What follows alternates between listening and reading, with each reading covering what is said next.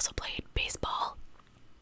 And when he was young, he joined the Boy Scouts and made it all the way up to the rank of Eagle Scout. Now, I couldn't find the exact information, but Stephen's parents did eventually move to Bountiful, Utah. But Stephen completed his high school education in Amarillo, Texas. So I'm not really sure how that worked because he managed to do it online, and I didn't even know you could do that way back then. But regardless, he continued his studies at Brigham University, and he completed a bachelor's degree in communication at the University of Utah.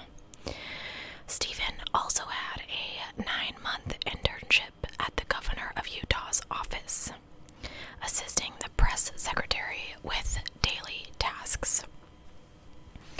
Stephen decided to follow in his father's footsteps, and he did some missionary work in Brazil, where he learned to speak Portuguese.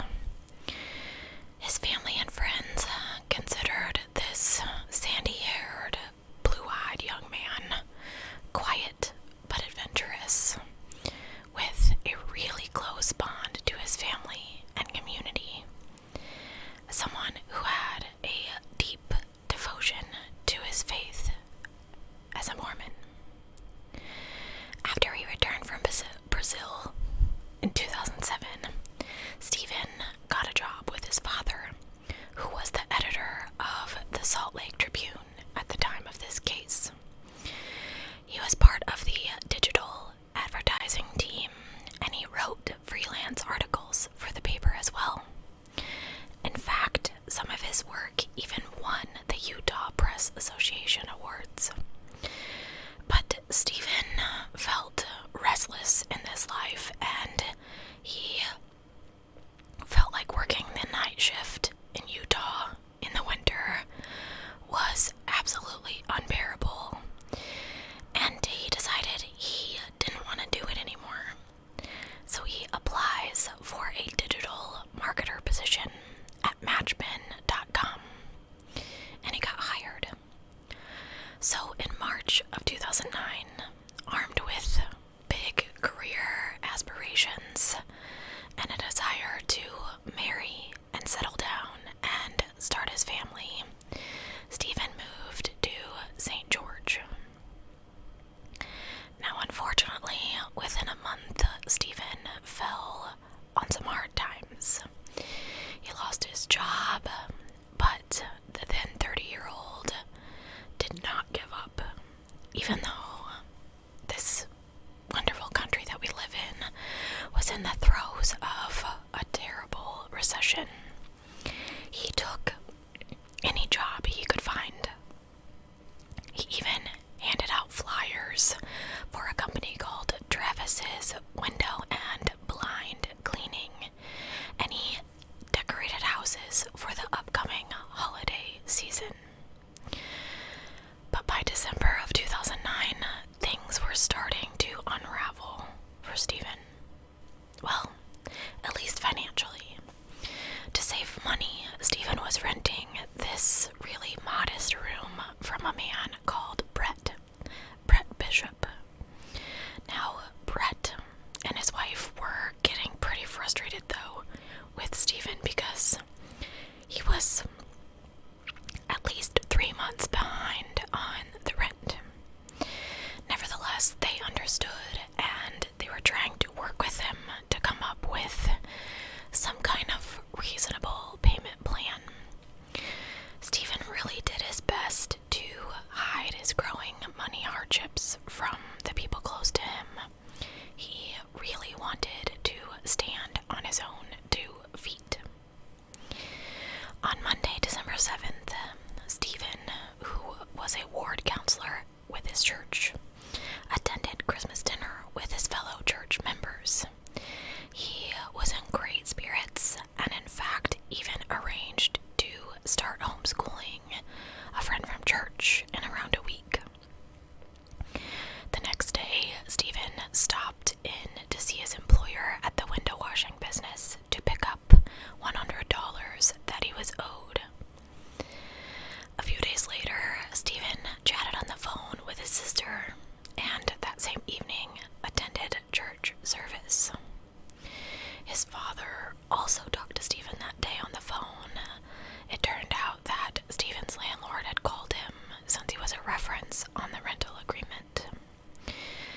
Brett told Rolf, Stephen's dad, that Stephen was 3 months behind on his rent, and he had stopped answering his phone calls. Stephen, who was in the supermarket at the time of this call with his father, was embarrassed and frustrated that his father had found out about his money issues, and he abruptly hung up this phone call. Stephen was really trying to make it on his own.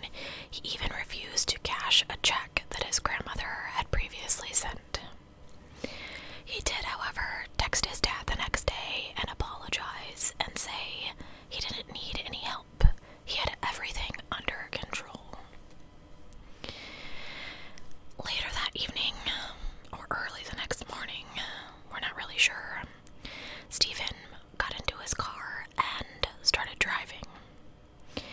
At 6:45 a.m. on December 10th, he purchased gas in Salt Lake City, having already driven 300 miles from home. After another refueling in West Wendover, Nevada at 9:45 a.m., Stephen made a surprise visit to his ex-girlfriend, Anne-Marie Nell's parents' house in Ruby Valley, Nevada. He arrived there at 2 p.m., and Anne-Marie, who had no clue that Stephen was even coming, wasn't even at home at the time. So he stayed and visited with her parents for a couple of hours and had dinner. And during this conversation, he said that he was in the area because he was going to visit some family in Sacramento. But Stephen didn't actually have any family in this area. He eventually left Anne-Marie's house without ever even seeing her, even though he traveled 560 miles or 900 kilometers from St. George to see her. At 3:45 p.m., Stephen spoke to one of his sisters on the phone, but he didn't mention to her that he was on this road trip. He gassed up his car again around 4:45 p.m. in Salt Lake City and continued on his way back to St. George. About an hour later, he stopped briefly in Springville, Utah. A couple of minutes later, he spoke with his mom on the phone around 7 p.m.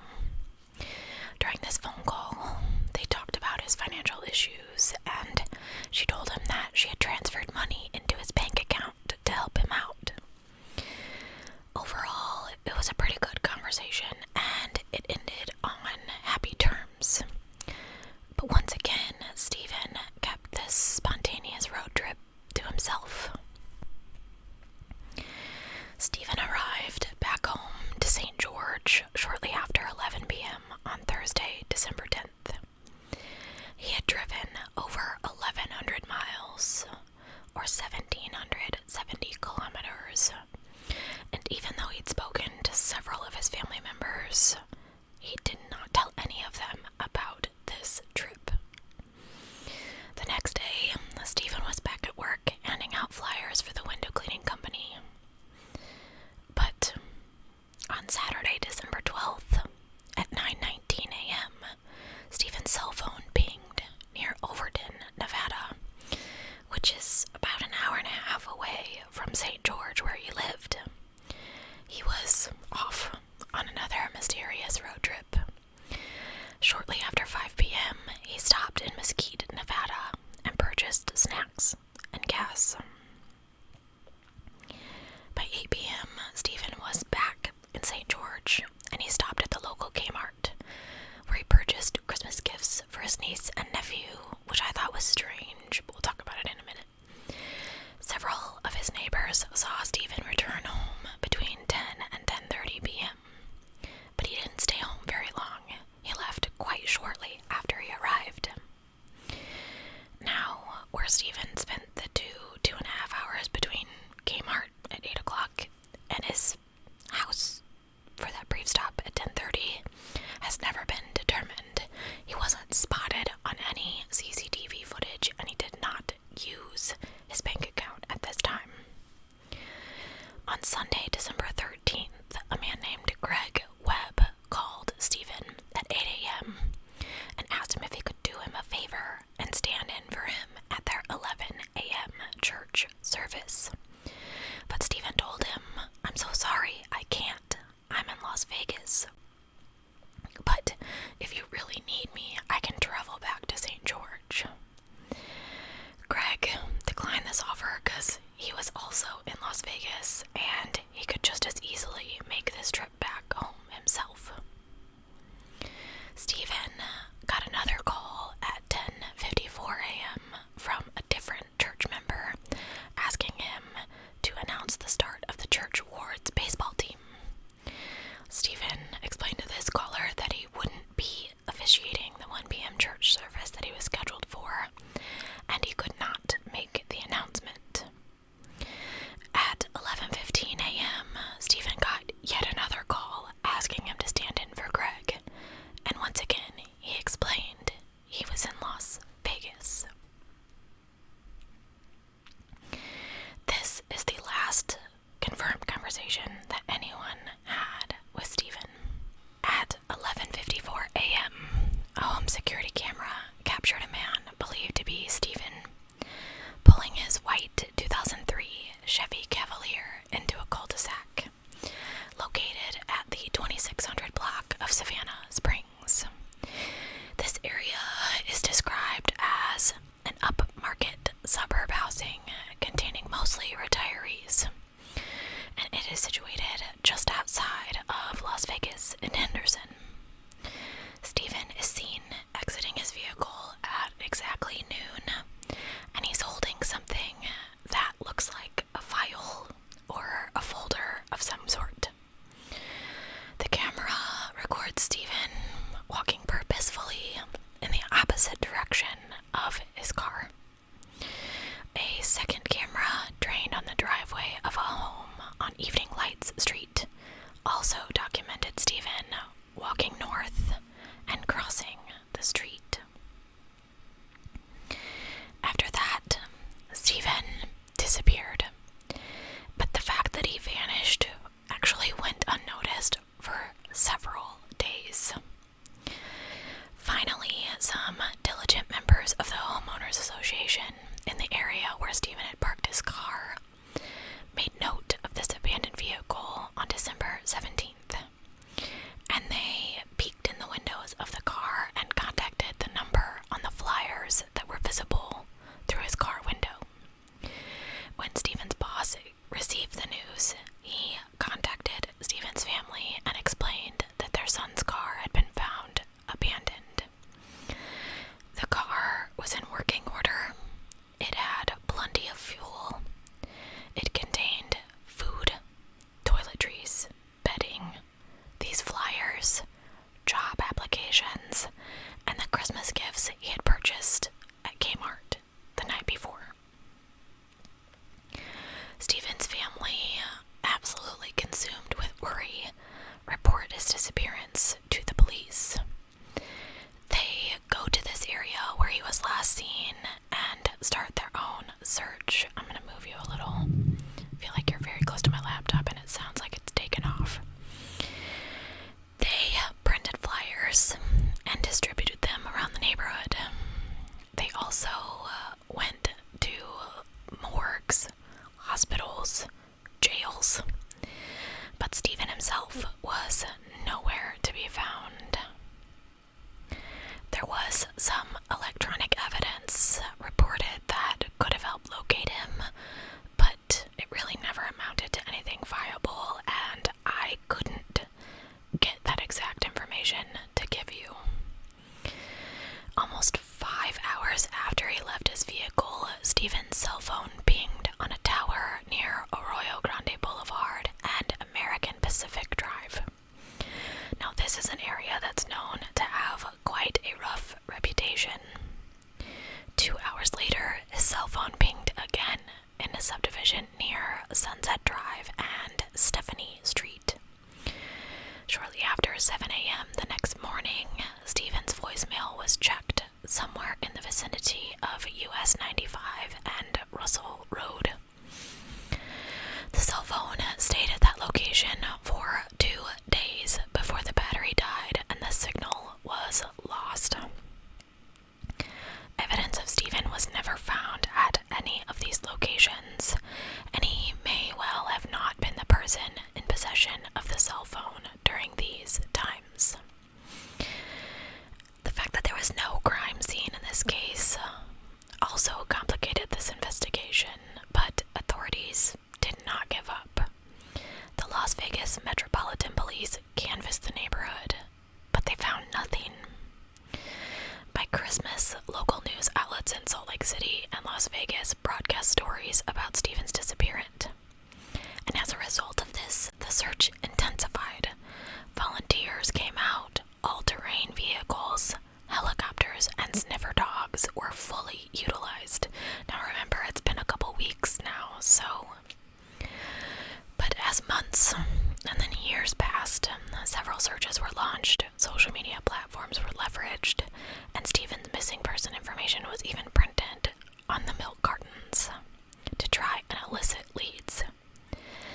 Despite all efforts, Stephen has not been found. So let's talk about some well-known theories in this case. Let's say, like we always say, Stephen voluntarily up and left his life. Stephen had such strong ties to both his family and his church. It is pretty unimaginable that he would have just up and left.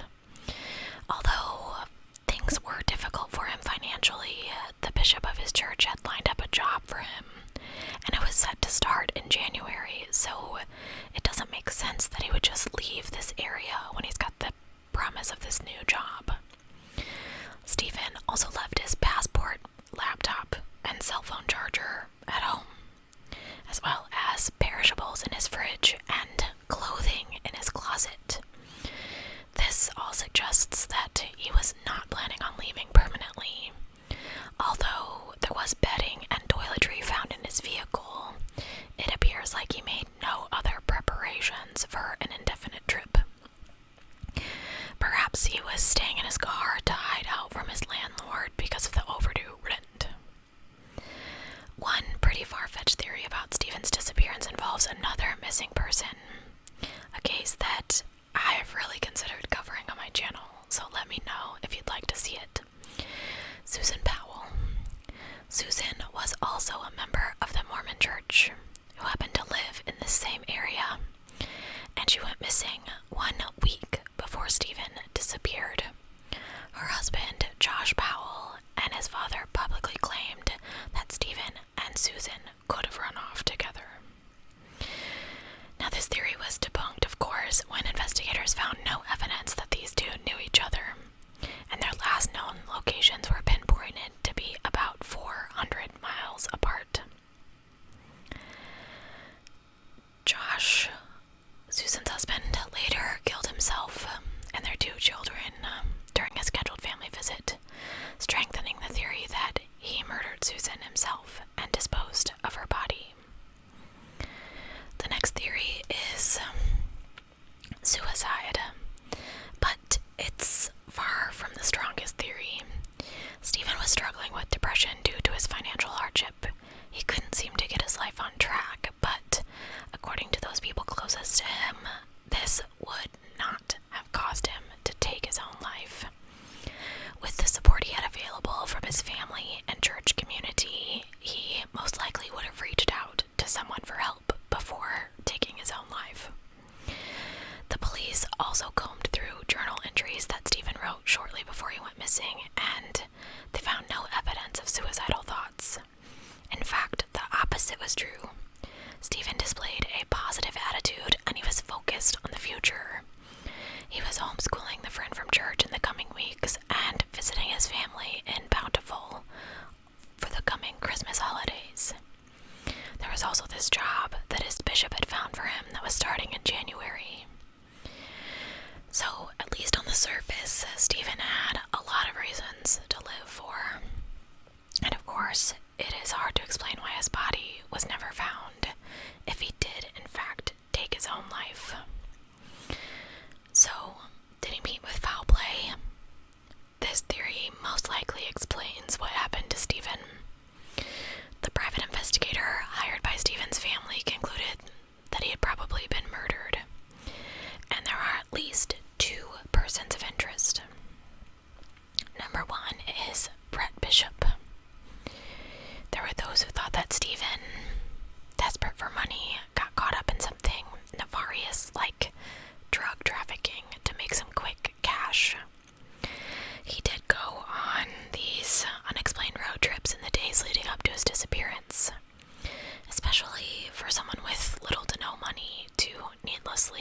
money on gas.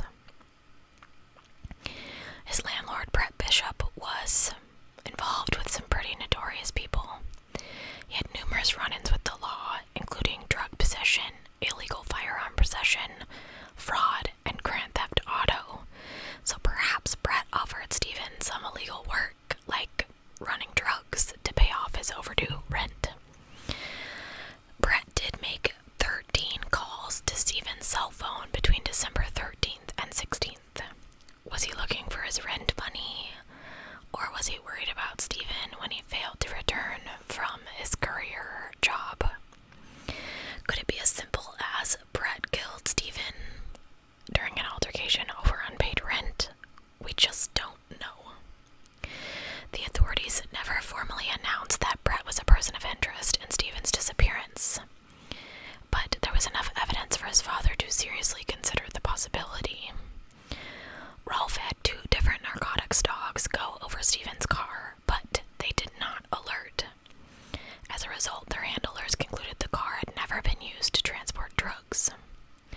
Also, a forensic examination of Steven's bank account turned up no unexplained funds or suspicious activities. And given all of this, as well as Steven's deep moral beliefs and close ties to his church, it would be pretty surprising to me if he had been killed due to involvement in the drug trade. Nevertheless, there's still a chance that Brett knows more about Steven's disappearance than he lets on. Another potential explanation for Steven's disappearance is that he met with foul play shortly after leaving his car. The private investigator determined that Steven was going door to door, either to search for work or to find a particular person he was supposed to meet about a job. Apparently, Steven knocked on the door of one homeowner and asked, "Do you need money?" This person was confused, and Steven seemed to realize he was at the wrong house. He had probably left, crossed the street, and walked north to the second house from the corner. This house was owned by a man named Sal DiMaggio and his wife, and their son Mark lived in a guest house on the property. Neighbors often complained about the noise and constant traffic to the house, and at least one person reported unusual activity there on the actual day that Steven had vanished. Police made numerous attempts to speak with the DiMaggios, but they moved away shortly after Steven vanished. The police eventually connected with their son Mark, but he denied any knowledge of what happened to Steven.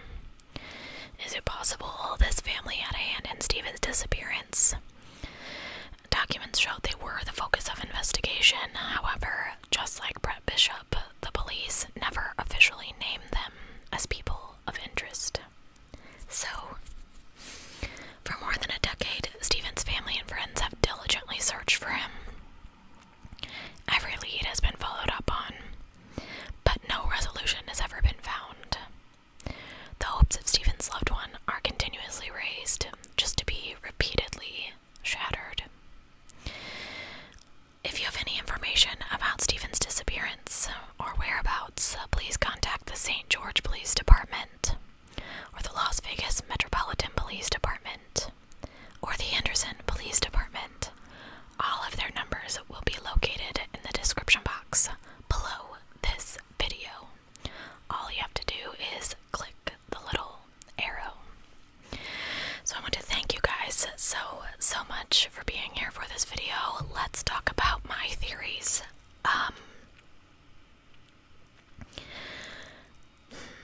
I think I have to follow the strongest theory in this case and think that he met with foul play.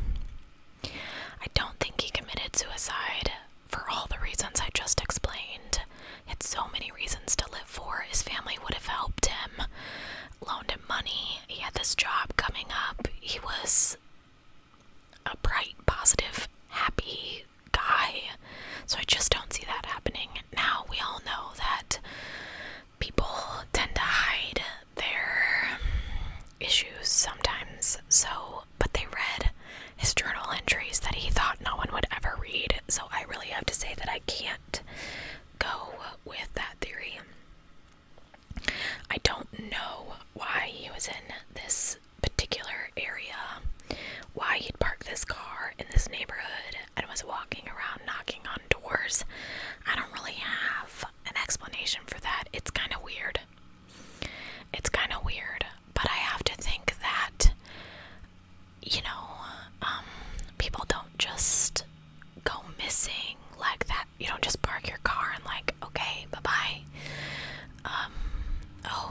awfully loud neighbors home. They're probably going to cut the grass now. I always try to film before they get started, but it doesn't always work. It's a weird one. It's weird. And I don't really know. Anyway, thank you guys so much for being here. I will catch you next week for another true crime video here on my channel. I will talk to you soon. Please tell